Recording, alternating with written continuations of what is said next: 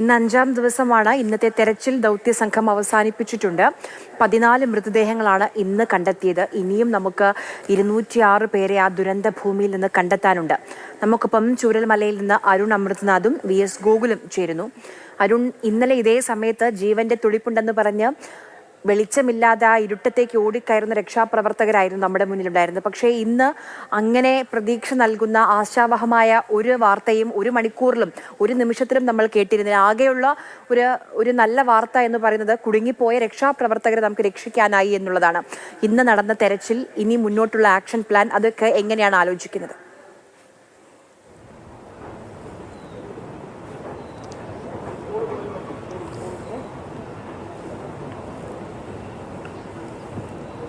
ആര്യ, തിരച്ചിൽ ഇപ്പോൾ എന്തായാലും ചൂരൽമലയിലേതും മുണ്ടക്കൈയിലേത് അല്പസമയം മുമ്പ് കഴിഞ്ഞിരുന്നു. ചൂരൽമലയിലെ തിരച്ചിലും ഇപ്പോൾ അവസാനിച്ചിരിക്കുകയാണ്.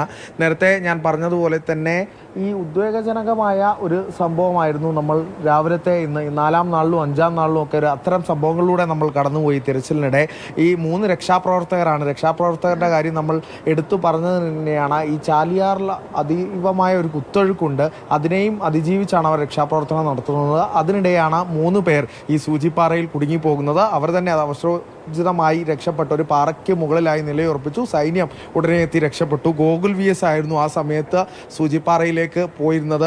എങ്ങനെയായിരുന്നു ആ ഒരു രക്ഷാപ്രവർത്തനവും കാര്യങ്ങളൊക്കെ? നമ്മൾ ഏറെക്കുറെ ഒരു നെഞ്ചെടുപ്പോടെ കടന്നുപോയ സമയമായിരുന്നല്ലോ അത്. തീർച്ചയായിട്ടും. അതായത് അവർ ഇന്നലെ രാത്രി മുതൽ ആ പ്രദേശത്ത് കുടുങ്ങിയവരാണ്. അവർ നിലമ്പൂരിൽ നിന്ന് ചാലിയാറിന്റെ തീരത്ത് അവരുടെ ബന്ധുക്കൾ ഈ ഒരു അപകടത്തിൽ പെട്ടിട്ടുണ്ടെന്നാണ് പറയുന്നത്. അവരെ അന്വേഷിച്ചാണ് അവർ ഈ തെരച്ചിൽ നടത്തുന്നത്.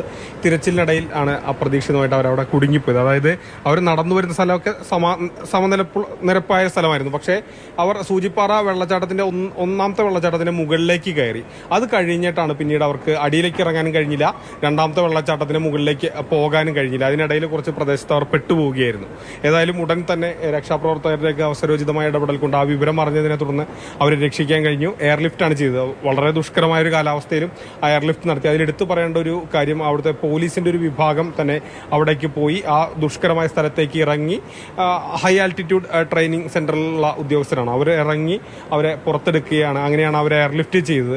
ഏതായാലും അത് വളരെ അതീവ ദുഷ്കരമായ ഒരു ദൗത്യമായിരുന്നു. അതിനാണ് നമ്മൾ ഇന്ന് സാക്ഷി ചെയ്തത്. പിന്നീട് ഇവിടെ സൂചിപ്പാറയിലും അതോടൊപ്പം തന്നെ ഈ ചൂരൽമലയിലൊക്കെ വലിയ രീതിയിലുള്ള തിരച്ചിൽ, മുണ്ടക്കയിലും ഒക്കെ വലിയ രീതിയിലുള്ള തിരച്ചിൽ ഇന്നും ഉണ്ടായി. 6 സോണുകളായി തിരിച്ചുള്ള തിരച്ചിൽ. എനിക്ക് തോന്നുന്നു അത് ഇന്ന് 6 സോണുകളായി തിരിച്ചതിന്റെ കൂടുതൽ എഫക്ട് ഇന്ന് ഒരു പക്ഷേ ഉണ്ടായെന്നാണ്. നമുക്ക് ഈ ഒരു ദിവസങ്ങളിലൊക്കെ ഒരു പ്ലാൻ വന്നിരിക്കുന്നു. ഇപ്പോൾ പോലും ആ രക്ഷാദൗത്യം പെട്ടെന്ന് തന്നെ നടക്കാൻ സാധിച്ചു. അതിനുള്ള സജ്ജീകരണം, ഈ ബെയിലി പാലം ഏറ്റവും നിർണായകമായിരുന്നു. കൂടുതൽ യന്ത്രങ്ങളൊക്കെ അവിടെ എത്താൻ സാധിച്ചു. അത്തരത്തിൽ ഊർജിതമാക്കാൻ സാധിച്ചു. നമുക്കൊരു പ്ലാൻ ഉണ്ട് ഇപ്പോൾ എന്തായാലും എന്നുള്ളത് തന്നെയാണ്. അതാണ് ഇന്നലെ തന്നെ നമ്മൾ കണ്ടില്ല. അത് രാത്രി അടക്കം നമുക്ക് ഒരു ആവശ്യം വന്നപ്പോൾ തിരച്ചിലിന് സജ്ജമായിരുന്നു. അത് ഇന്നലെ കാലാവസ്ഥ കൂടി അനുയോജ്യമായിരുന്നു. അതുകൊണ്ട് രാത്രി കൂടി തിരച്ചിൽ കഴിഞ്ഞിരുന്നു. കാരണം നമ്മൾ ഇന്നലെ വലിയ നിരാശയോടുകൂടിയാണ് രാത്രി മടങ്ങിയത്. കാരണം ജീവൻ ഒരാളെ രക്ഷിക്കാൻ കഴിയുമെന്നൊക്കെ നമ്മൾ പ്രതീക്ഷിച്ചാണ് പോയത്. പക്ഷെ അതുണ്ടായില്ല.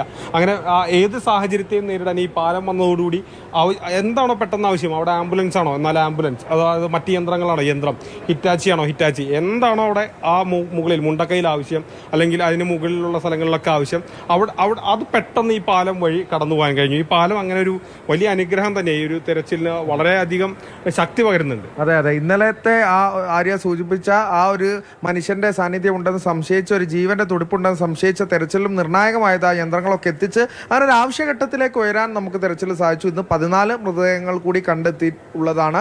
ഇത്തരത്തിൽ തന്നെ സോണ് തിരിച്ചുള്ള തിരച്ചിലാണ് നാളെയും തുടരുക. വിവിധ ഭാഗങ്ങളായി ഈ രക്ഷാപ്രവർത്തകർക്കൊക്കെ കുറച്ചുകൂടെ ഒരു സുരക്ഷ ആവശ്യമുണ്ട്. അപ്പോൾ അവരുടെയൊക്കെ ഒരു മേൽനോട്ടം, അത്തരത്തിൽ ജാഗ്രത പാലിച്ചുകൊണ്ടുള്ള ഒരു ക്രമീകരണം ഒക്കെ വരുത്താനുള്ള സാധ്യതയും എന്തായാലും ഉണ്ടാകും. നിലവിൽ ഇന്നത്തെ തിരച്ചിൽ അവസാനിച്ചു. നാളെ രാവിലെ വീണ്ടും ഈ സോണുകളിലെല്ലാം തിരച്ചിൽ തുടരും. എല്ലാ സന്നാഹങ്ങളോടും കൂടി തന്നെയായിരിക്കും ആ തിരച്ചിൽ എന്നുള്ളത് തന്നെയാണ്. ആര്യ, ശരി. അരുണും ഗോകുലുമാണ് വിവരങ്ങൾ നൽകിയത്. ഇന്നത്തെ തെരച്ചിൽ 5-ാം ദിവസമാണ്. ഇന്നത്തെ തെരച്ചിൽ അവസാനിപ്പിച്ചിട്ടുണ്ട്. 352 മരണമാണ് ഇന്ന് സ്ഥിരീകരിക്കുന്നത്. 352 പേരുടെ മൃതദേഹം ലഭിച്ചിട്ടുണ്ട്. ഇതിൽ പൂർണ്ണമായി എല്ലാവരെയും തിരിച്ചറിയാൻ കഴിഞ്ഞിട്ടില്ല. പോസ്റ്റ്മോർട്ടം നടപടികളൊക്കെ പൂർത്തിയാക്കി ബന്ധുക്കൾക്ക് കൈമാറുന്ന ക്രമീകരണങ്ങൾ നടന്നുകൊണ്ടിരിക്കുകയാണ്.